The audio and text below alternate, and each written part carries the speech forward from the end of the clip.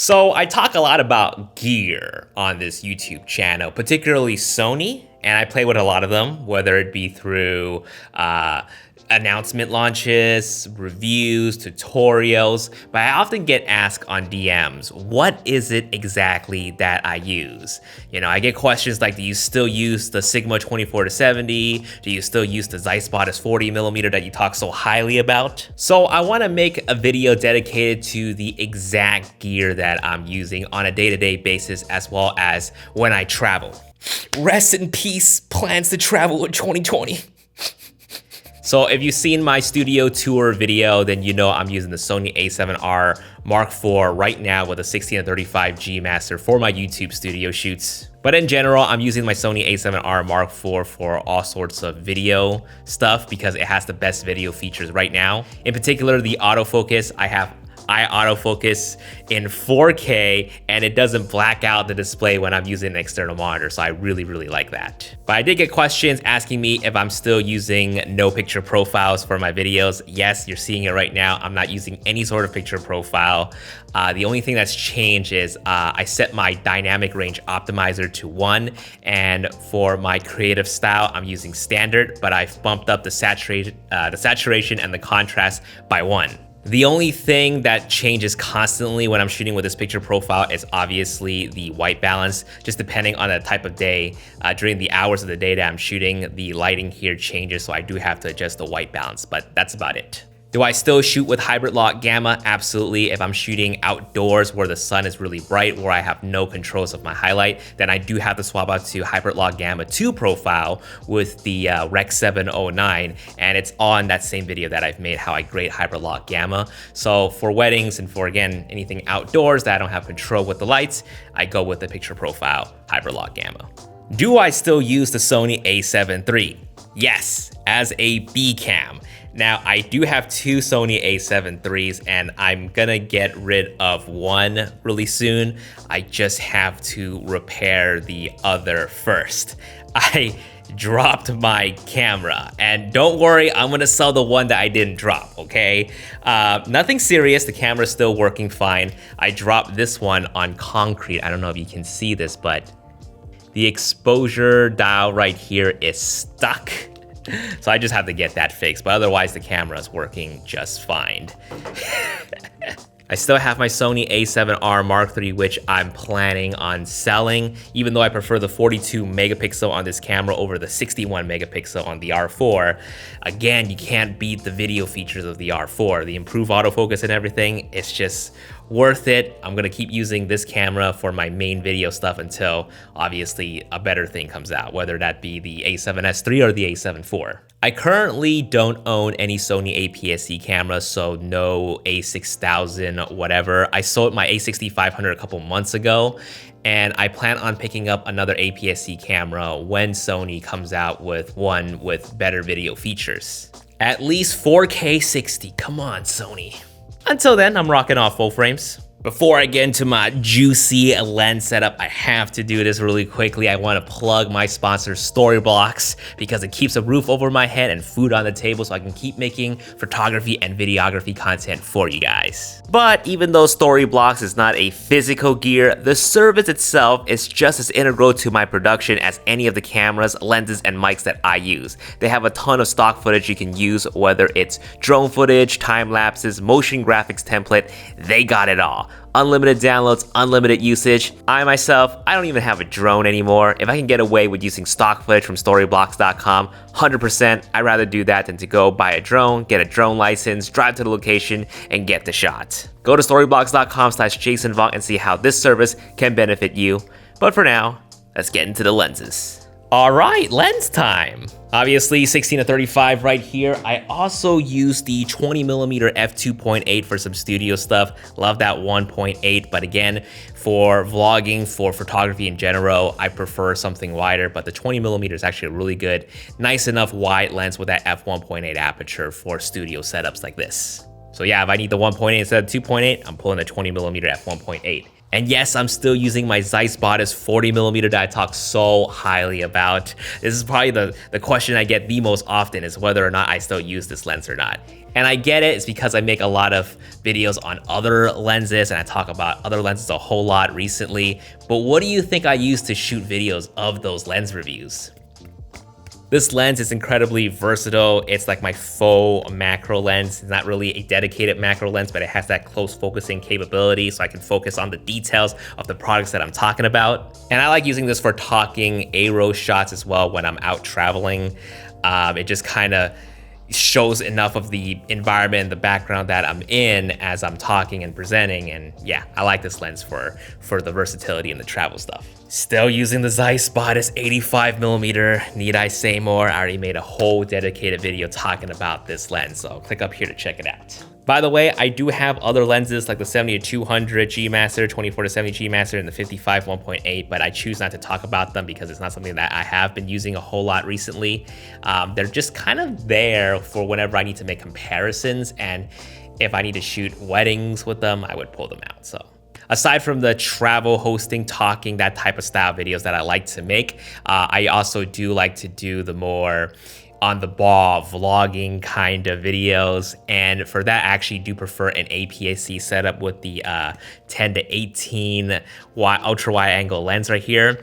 Back when I was borrowing the A6400, the A6100, I always pair it up with this lens to do some vlogging, along with that code shoot relocator to put the mic to the side of the flip screen. It's really nice. So when I get the APS-C camera again, this is the combo that I'll be pairing for any sort of vlogging setup. However, I am trying to vlog with this setup here a little bit more. This is the Sony RX100 Mark VII with the small ray cage, and on top is the Rode mic, and this is the Sue-Ray monopod right here that just allows me to like pivot this camera really quickly to wherever I need it to be and adjust to do any sort of vlogging and talking. Now, obviously, I won't use this out in public.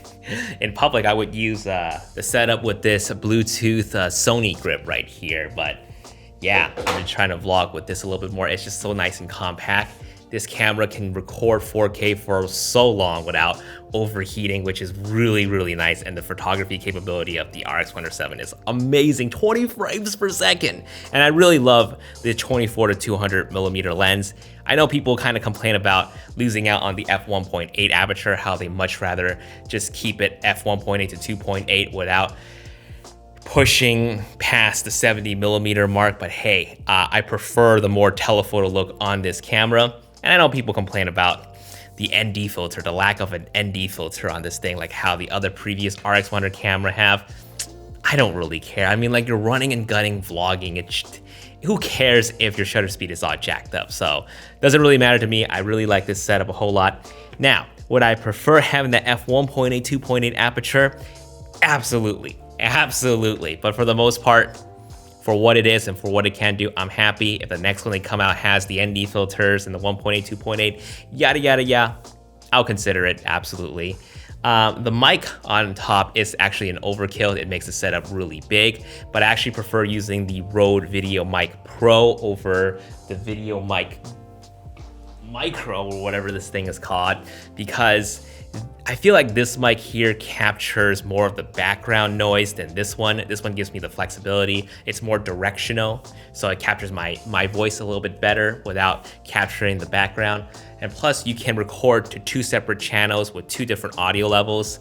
So the back right here, because I have this thing turned on, it records the right channel 15 decibels lower. So in case I do end up peaking or it's too loud, I can just grab the audio from the right side of the channel and just use that instead without worrying about using a really peaked out audio. So I'm trying to use this to vlog a little bit more. I also mentioned this camera has video eye autofocus. That is insane. All right, in the topics of mics, I talked about the Sennheiser MKH416, which is sitting right underneath the camera setup right now. Great, now I messed it up. There we go. Okay, and it's recording to the MixPre 3. I also, as you just saw, I have the mic stand that I said I would get for my studio tour, so I have that now. I'm using the Rode NT USB, like I mentioned in my studio setup tour video. That's for more like live streaming voiceovers. wireless mic, wireless lav. You guys already know I'm using the Rode Link, but for travel, I actually use the wireless Go lav mics, which I've misplaced it somewhere. I have it somewhere, but I don't know where I put it. I like using the small ones a little bit more for travel just because of the form factor. They're so incredibly tiny. It's like, why not? And you can recharge it with USB-C. Heck yeah. I do find that I peak with that mic a little bit more when I start talking a little bit louder, when I get excited. It does tend to peak, often peak a little bit more than if I were to use this. This one has a little bit more control, but for the form factor of that kind of mic, it's like whatever. I can live with that. Small price to pay for a smaller form factor. So I forgot to mention this mic right here. This is the brand new Sony shotgun mic that I bought when I was in Japan. And this one is really nice because it takes advantage of the multi-interface hot shoe. As you can see, there's no cable connecting to the camera. It's taking advantage of the hot shoe technology on the camera. Now this is the brand new improved version of the multi-interface hot shoe. They've done it before with the A6000, but it just didn't sound that great. But now it sounds a whole lot better because the A7R Mark IV and the A9 uses a newer advanced version of the multi-interface hot shoe. So it actually uses digital. I don't know if you can really see that right here. I have an option between digital and analog. And with the digital on this, it sounds really, really nice. It sounds really clean. And I have an option for a low cut filter or noise cancellation filter. And it works great. Unfortunately, I don't vlog with the bigger full frame cameras. Otherwise, this would make a nice vlogging mic. But for the most part, video run and gun shoots, this is a really nice mic to use. Okay, so you guys already know I talked about the Westcott lights that I use for my YouTube studio setup. But for weddings, I still prefer to use the CameTV 55 Boltzmann lights. This is great for lighting receptions because it is incredibly lightweight, compact, and it powers through Sony NPF batteries. There are better and more powerful lights, but because I can put this on a small little light stand and being nimble with it just makes this a lot more appealing. We've shot a ton of weddings to know that wedding couples don't stay in the same spot for receptions, speakers, toasters, or whatever. We gotta be moving lights constantly, and for us to use a better and powerful light that needs to be plugged into the wall, it's just not very, very practical. So can't beat the versatility, portability, and the lightweightness of the CameTV Boltzmann lights. Now, I don't do a whole lot of portrait work, but for when I do, I like using the Stella Pro lights right here. And I honestly prefer these over strobes. I come from a video background, so I like to see when I'm changing the lights, how it affects the lighting of my subject, rather than dialing different power levels just to see if I'm over or underexposed. Now, of course, if you're looking to overpower the sun, you might want to still use something like a powerful strobe light, but these do get incredibly bright, and we have used these outdoors in really sunny situation, and they work fantastic. But gosh darn, these are really, really expensive. I did get a pair of these in exchange for making a couple of videos for them, but to be honest, the reason why I said yes to it was because I tested out the lights, I really liked it, and I was like, yeah, for sure, I would do an exchange with you guys if I can use these to do any sort of future portrait work for the YouTube channel. So, not bad. Good bartering right there.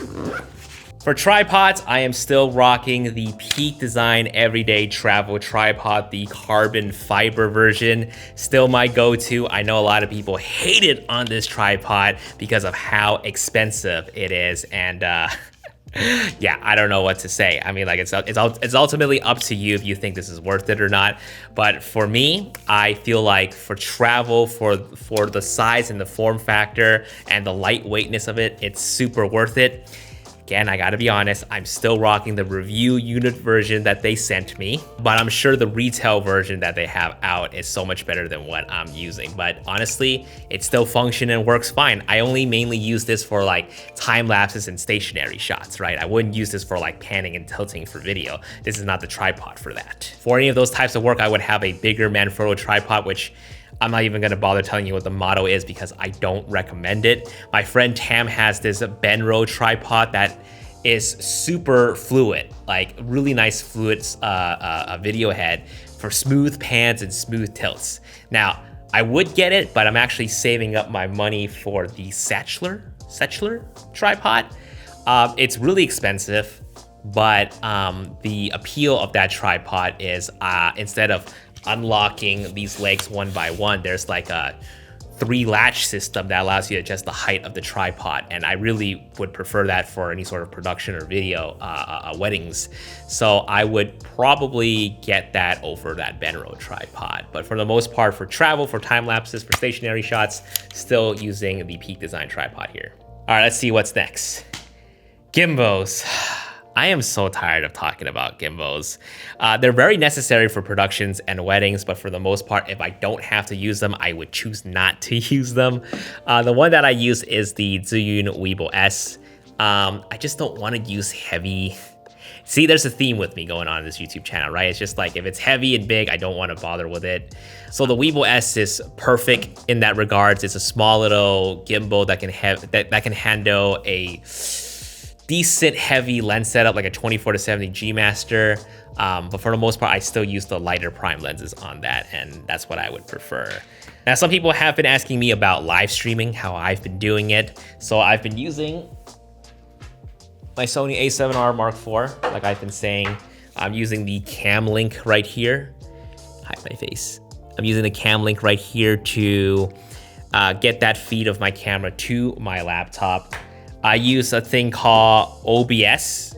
Actually, I've been using Streamlabs, but it's like some variation of OBS that gives you a little bit more control. But it's this streaming software that allows me to broadcast this setup, this footage right here to YouTube, to whatever.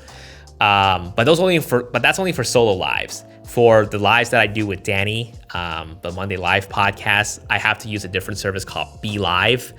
Back then we would have Google Hangouts, which has that automated switcher where whoever's talking, it would just load up that person's screen. But unfortunately, they abandoned that on YouTube, and they forced you to use a third-party service, which is Be Live. I mean, it's fine, but we have to pay a separate subscription for that, which is kind of annoying. But that's the only way to sort of get us to be on the screen at the same time, which is nice because there's a split screen for the both of us. But yeah, if we could wire ourselves and keep it and maintain a fairly decent quality through OBS, we would. But for now, Be Live is just an easier option. I think it's like $20 a month just to have that service, but whatever. Editing. I like to edit my photos on the iPad Pro with Lightroom CC.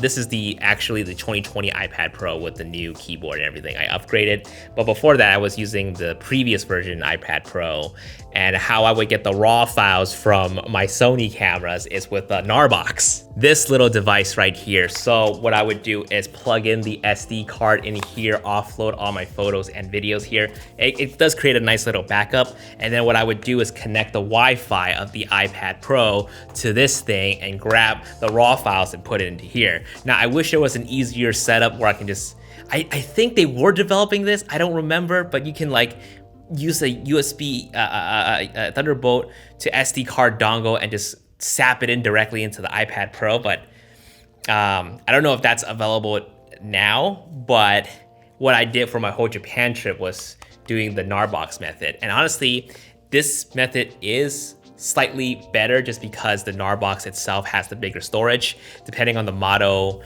of iPad that you have, if you have a smaller space iPad, then it's not wise to have 61 megapixel photos on your iPad because it's gonna fill up the space. So having a dedicated hard drive for that is really nice. And you can also use this to edit 4K videos on LumaFusion. I haven't done that yet. I would like to try, but there is an option. So there is use cases with the Narbox to make your editing workflow in terms of video and photo a lot easier.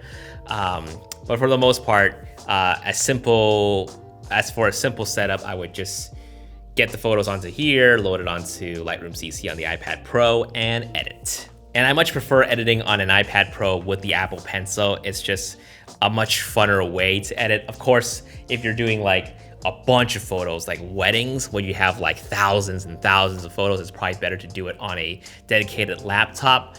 But for the most part, I'd rather just edit my photos on an iPad Pro. It's just more fun. So iPad Pro for photos. For videos, I still gotta use a dedicated laptop machine like my MacBook Pro to edit, just because I throw in a lot of 4K video files, and organization and everything wise, it's just better on a dedicated laptop versus trying to do it all on Narbox and LumaFusion on the iPad Pro. So yeah, is there anything else about my Sony Gear workflow? Nope, I think that's it. If you guys have any questions about how I work with my Sony cameras, just drop in the comments down below and I'll try to make a follow-up video as soon as possible. Guys, thank you so much for watching. I'll see you guys in my next video. Peace.